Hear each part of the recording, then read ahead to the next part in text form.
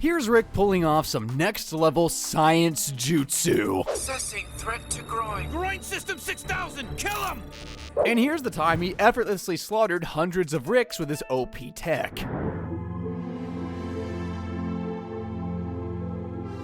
As you can see, Rick Sanchez has spent his life kicking ass with gizmos and gadgets, but which one of his inventions is the most overpowered? Well, that's the million blimflark question, and to answer it, I'll be ranking the power levels of all his inventions, from the stuff as useful as a can opener to the machine so powerful they can distort the fabric of time as we know it. Starting with Rick's least overpowered invention at a power level of 1, the butter robot. Now, I know you guys are used to Rick making things that can decore planets and tear holes in the fabric of time, but he's also a man who likes the simple side of life, which is another way of saying he's lazy. So lazy, in fact, he creates a whole robot who has the sole purpose of passing butter.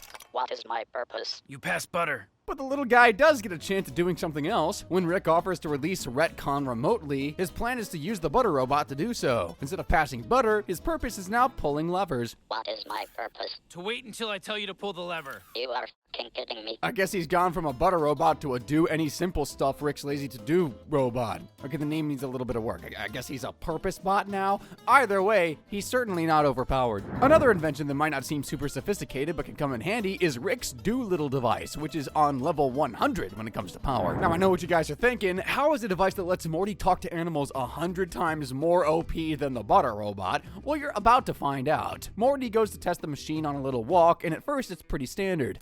Gotta keep moving, can't stop, up, down, up, down, up, stop, Food. down. The babies need food. The queen makes babies. But when he walks past a group of squirrels, things take a turn for the worst. The situation in Argentina has proven less convenient than predicted. Refocus labor class outrage from upper to middle. Foster a coup. Same as Guatemala? Yes, but you can double time it. Yep, the squirrels control the entire world order, and when they realize Morty can hear them, they're not too happy. It's like he hears what we're saying. Young man, come here, little boy. Little boy, we'll give you wishes if you can hear us. We can make you fly. The entire squirrel population follows Morty home, and Rick realizes that he's gone one step too far. Morty, what did you do? That's only gonna keep him down for a little bit, Morty. You fucked with squirrels, Morty. Apparently, those furry little guys are like messing with the devil himself, so instead of trying to fix things, Rick has to take Morty to a whole new universe where he doesn't meddle with squirrels. So yeah, this device can technically ruin entire universes, or at the very least, entire planets. Also, it can let you talk to spiders, which suddenly doesn't seem as cool. Well, if it's cool you're wanting, look no further than Rick's Freeze Ray, which is another big step up in terms of power as we come up to level 1000. The first time we're introduced to Rick's Freeze Ray is actually in the pilot. You know, when he comes to bust Morty out of school to go get those seeds? Well, as he comes to get them, Morty's currently in the middle of being attacked by the school bully, Frank Palicky, but Rick's about to give him the cold shoulder. Are you trying to say my family's poor? Oh, geez, Harry. I mean, you know, you kind of had things handled. How to bully now? Big mistake, Morty. Because my family's rich. There you are, Morty. Listen to me. He doesn't unfreeze him either. Rick just leaves the guy there in permafrost. Well, until this happens. We also see an improved version of the freeze ray make an appearance in the episode Close Rick Counters of the Rick Kind when Jerry starts running his mouth to some other Ricks. Hey, what the heck? Neutralize the Jerry. Wait, no! Dad! As well as Rick Shank Redemption when Summer and Morty go back to their original dimension and are followed by the Council of Ricks. So as you can see, it's a pretty nifty weapon. In the wrong hands, it can kill, as we saw with Frank, or at the very least, it renders you immobile until it's reversed or you're thawed out. Granted, if you have anything hot, it kind of negates its effects, but then again, that's why it's fairly low on the list. Let's start kicking things up a gear now as we come to a power level of 2500, and at this level, we got one of Rick's accidental inventions, Snuffles' cognition amplifier. Accidental might be the wrong word here because he 100% meant to invent something that helps Snuffles be smarter, mainly because Jerry's sick of him peeing on the carpet. Are you kidding me? Oh my god. Well, what's wrong? Your idiot dog! Oh, boy. Don't praise You're a him good now, dog. Morty! He just peed on the carpet! So Jerry demands Rick do something for the family for a change and make a device that'll stop him from going to the toilet in the living room. And Rick takes about 0.03 seconds making the machine. And boy, does it sure work. Snuffles, shake. Go to the bathroom. No. Now, Jerry. Giving a dog 100 times the brain power in seconds surely cannot be a good thing, and Snuffles starts to become self-aware.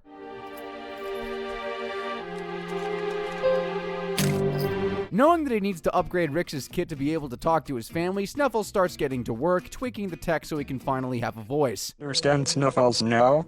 That is awesome. Snuffles need to be under. Imagine hearing that voice at the end of your bed in the middle of the night asking to be let outside. Rick's original tech was working on like one battery, but Snuffles figures the more batteries, the more power. While he's upgrading though, he notices that the world for dogs isn't exactly as fair as the world is for humans, and he figures it's up to him to bring some balance.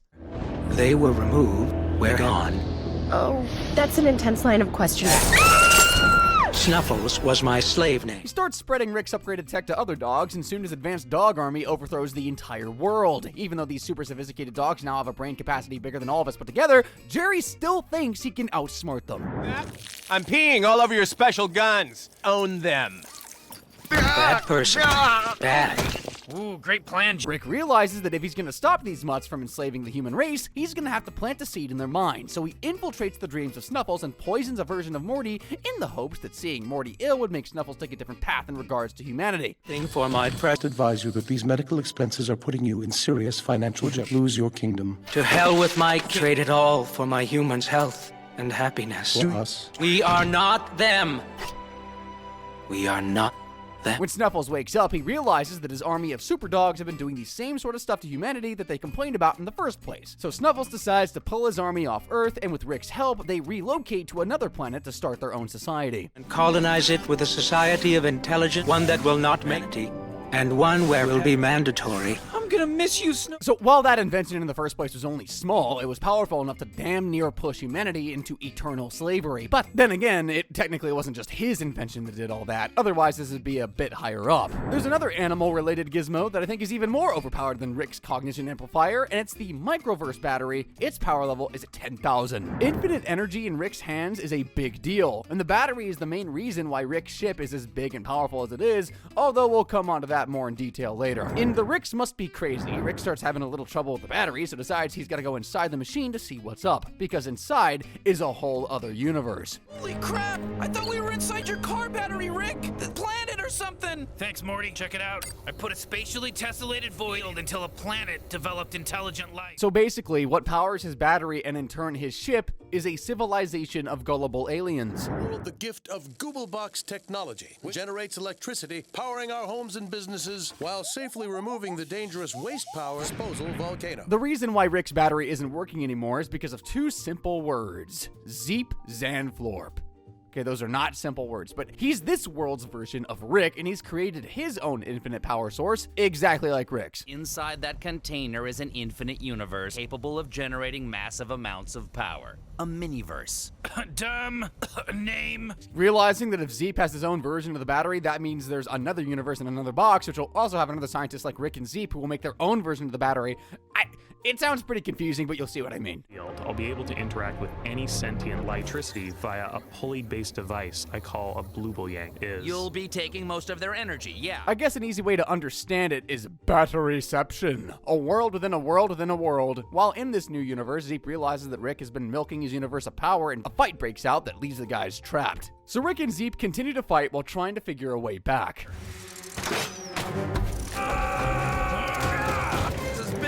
Is you!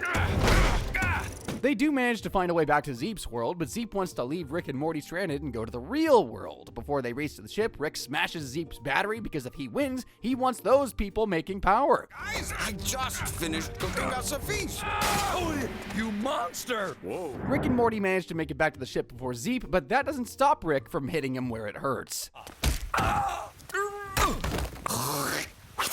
Class dismissed. The pair head back to the real world and find that everything is back to the way it was, because it has to be. Two things was gonna happen. I was gonna have to toss a broken battery.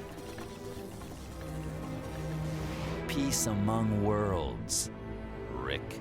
Even if you forget the whole power's the most powerful ship in the galaxy part, the fact that this invention has managed to sprout intelligent life 3 times in like a couple of years is wild, especially as it took 4 billion years for Earth to find some. So we've just seen an invention that creates intelligent life to help with power, but how about a suit which helps annihilate your enemies? Well, that's exactly what Rick's mech suit does, and that's why it's sitting at a power level of 50,000. You guys know which suits I'm talking about, right? The ones from Look Who's Purging Now. Basically, Rick goes to a random planet for windshield wiper fluid, and the planet he just so happens to pick is the Purge planet. Sustain world peace because you have one night a year having and murdering each other without consequence. That's right. Purge, Morty. That movie, The Purge. Oh, have you been here before? A few planets with the same gimmick. Obviously, Rick's a pretty big fan of everything purgy, but Morty, not so much. So when Rick floats the idea to stay and watch some of the action, Morty would just rather go home. That is, until he sees a young girl in trouble.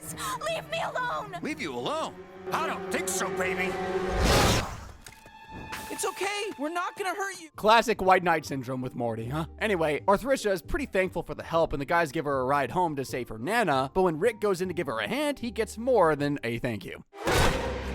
Get out! Get the f out of the flying machine! Yep, she steals Rick's gun before stealing his ship. So while Rick's bleeding out on the cabin floor, Arthricia escapes. Hear me? Come back! You gotta come back! Change your mind! Rick manages to stem the blood and heal himself, but with no ship, there's no way for them to get home, so he calls in a distress beacon to Summer that'll allow him to send some supplies from his garage to this Purge planet. And he doesn't pick a few swords, he sends in some super cool mech suits. Morty. And the pair go on an absolute tear. Like, for tourists, who knew they'd be so good at purging?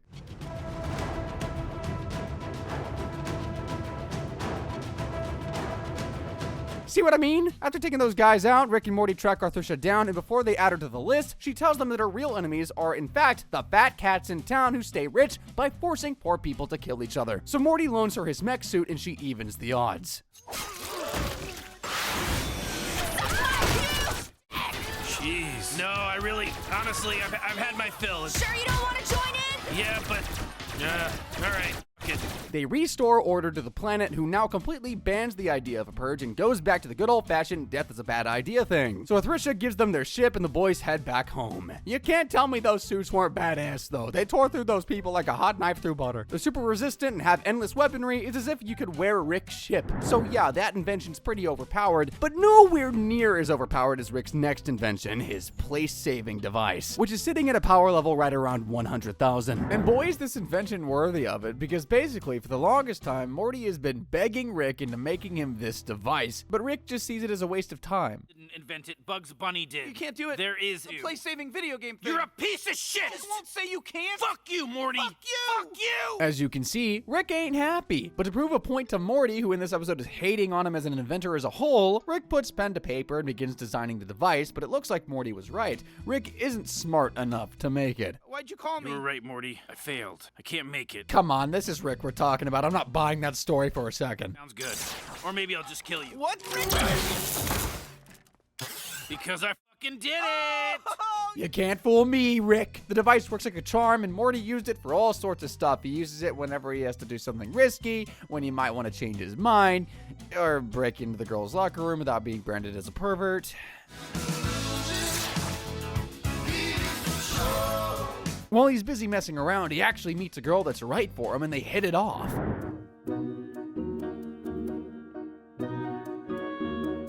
They hit it off so well that Morty forgets all about Rick's place-saving device and just gets on with his life. And his life has a way of doing, things go wrong for Morty when he's a part of a serious plane crash.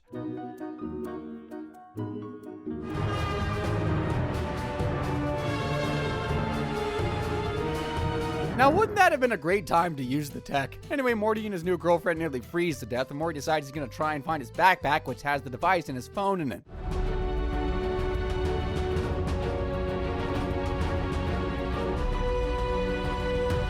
He calls for help and they're saved in the nick of time, but something far more sinister is about to happen. After months of being his girlfriend, he met her folks, she met his, and the fact they survived together in a frozen wasteland, it seems that they're just made for each other. But all of that is about to be undone by who else but Jerry.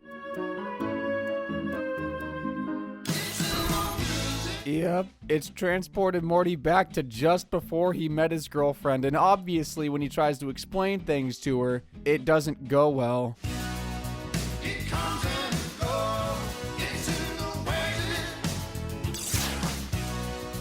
Morty has no choice but to go back to Rick with his tail between his legs, realizing that he was right and living without consequences isn't good for anyone. Because he's hardly gonna confess to the whole girlfriend thing, is he? But Rick has some news for him. Turns out there are consequences. Just not for this Morty specifically. It wasn't so much a do-over as it was isolating a moment in time, shunting you into a near-duplicate, equally probable reality. Which is a fancy way of saying Morty was placed into the timeline of a different Morty who lived that moment successfully. You'll see what I mean. For that, it's the prestige yourself. How many did I kill? Tell me, Morty. Every time you relived a satisfying fart, how many Mortys you've incinerated, you greedy little junkie. So Rick created a device in less than 24 hours which targets every possible version of the person who's holding it while killing those versions that are successful and splicing the holder into those dead timelines. That's without realizing that the device is OP as hell. You can just cheat death, win the lottery, manipulate people, you name it, this device lets you do it. It's just... it has a super dark underbelly, but don't let that get in the way of a good time. Speaking of Rick's ship, actually, I think it's time we take a look at it in a little bit more detail. To do so, we gotta crank up the power level to 250,000 because this thing can do everything. Rick invented his ship back in the pilot after he returned to the family. It's basically built out of spare parts from the garage. What do you think of this vehicle, Morty? I built it out of stuff I found in the garage. Yeah, Rick. As you can see, the thing can fly, which if that's the only thing it can do, the fact he built that from stuff lying around is pretty impressive, but it's not the only thing it can do. It can also shoot down enemies in the blink of an eye with its disintegrator ray.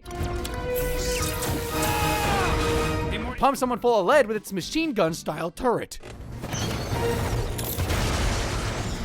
As we saw a little earlier with Ruben in Anatomy Park, it also has a super size ray.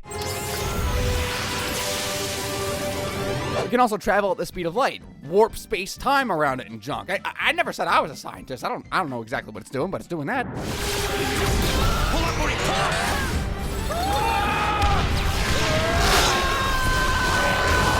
And even though it's got all these super impressive features, one of my favorite parts of Rick's ship is the AI system. Robot should buy us some time. Ship, go stealth. Rodriguez, Fincher, get eyes on. It's just got so much attitude for no reason. Honestly, I could sit here and name a billion features the ship has. It can travel across dimensions, it has all sorts of shields, it can even bake cookies. But when I think about Rick's ship, the main thing I think about is the time it had to keep Summer safe.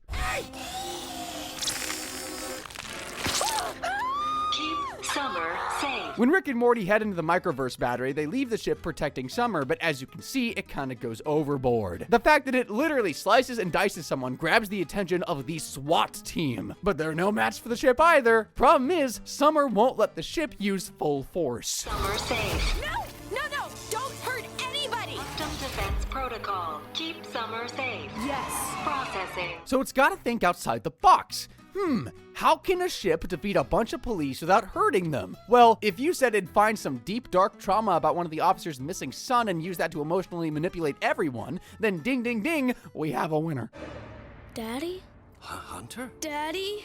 Jesus Christ, ceasefire! Stay back! Daddy? Oh my dear sweet God, Hunter. Okay, so the ship's gonna reunite him with a version of his long-lost son. What's so bad? Wait, what? The ship's gonna do what? Daddy, leave the car alone. Leave the car alone. Oh my God. Stay here, Hunter! God, no! Hunter! Yeah. If you needed proof for just how OP Rick's ship is, then this is it. It doesn't have to just blow a place up or shoot a load of people. It can literally mentally torture you into submission. Easily one of Rick's most overpowered inventions, but it is not the most. We've still got a couple in store for you. It's about time we took a look at his next invention. Taking a pit stop at the 500,000th power level, it's his time-stopping device from Season 2. You guys remember that at the end of Season 1, Rick has this crazy squanch party, right? Well, he wasn't meant to be partying. He was actually meant to be watching the house and looking after the kids while Beth and Jerry went on vacation. And he failed miserably. I mean, look at the place. Yeah, I'm just gonna focus on getting totally wrecked. Well, this is where the perks of having a genius mind comes into play, because when you have a massive party that wrecks a house, you can always rely on, heck, I don't know, a time stopper? Summer for the win. All right, that should do it. See for yourself. Oh. Yeah, everything's frozen in time. See? Handy, right? They use their spare time to fix up the house and act like nothing's happened. Well, they do their fair share of goofing around first. I mean, if time had stopped for you, would you not do stuff like this?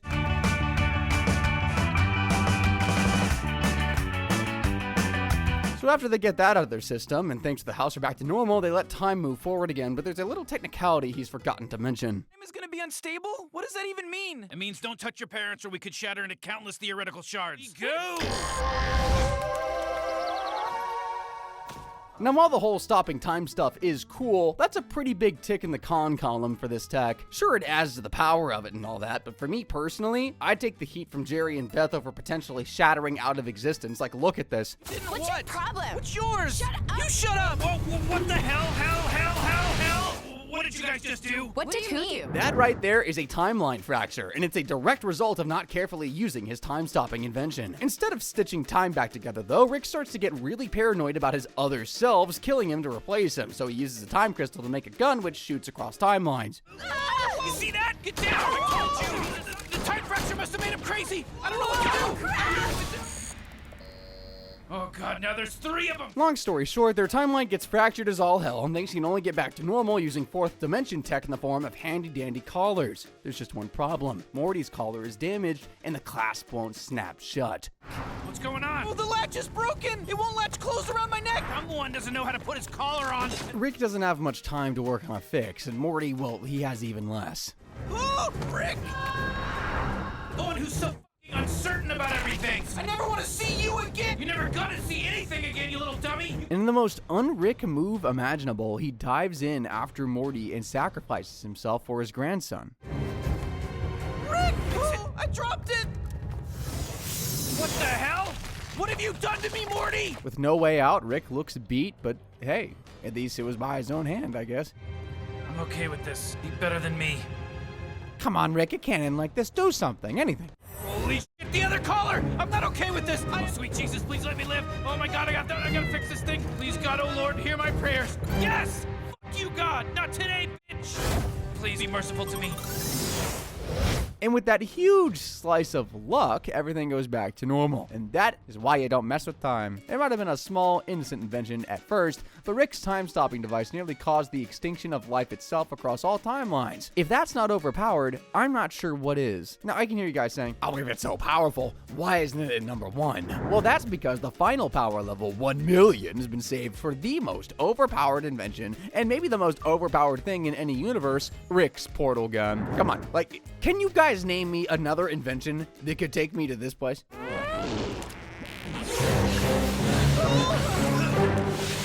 Not that I'd want to go there, but the point is, Rick's portal gun can take you anywhere in time and in space. You just seen Butt World, but how about a world where chairs are people and people are pizzas? Yeah, I'd like to order 1 large person. No. Black people.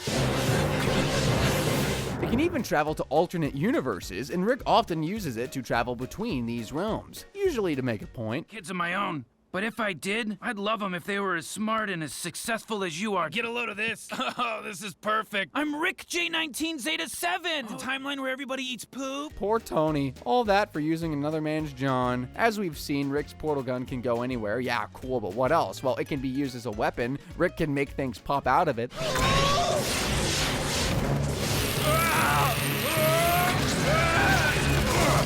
He can use it to shoot things through it. Heck, one time Rick used the actual portal as a weapon. Drop the gun. You don't understand. Kill someone. I guess that makes 2 of us. What are you doing, Morty? Having this much power is pretty dangerous, though, as it's not always possible to know what's going to be on the end of one of those portals. Shit, is the portal gun working again? Yeah. Hopefully not that. Then there's the added danger of what happens to Morty in Season 6 when Rick reinvents portal travel. Old-fashioned portal fun! Oh! It's gonna be classic episodes, Morty! Portaling out, Morty! Oh my god, adventures, crude characters! Here we go! Rick and Morty time! Call me old-fashioned, as cool as that invention is, I think I'd just rather walk places. Granted, I can't exactly walk to the world of sentient chairs, but, you know, would I ever need to? Anyway, point is, Rick's portal gun is the most OP invention he's ever created, from being able to travel to other planets, universes, or even into your neighbor's garden, to sending enemies spiraling to their deaths in Butt Cheek World. This is one invention that you want to keep on the down low, because if anyone else had control of it, life as we know it may never be the same. But if you're still after some more Rick and Morty mayhem, then don't worry, there's plenty of their stuff over on our channel. Or if you're looking for a quick binge, why not click the video on screen now for something even more insane? Thanks for watching.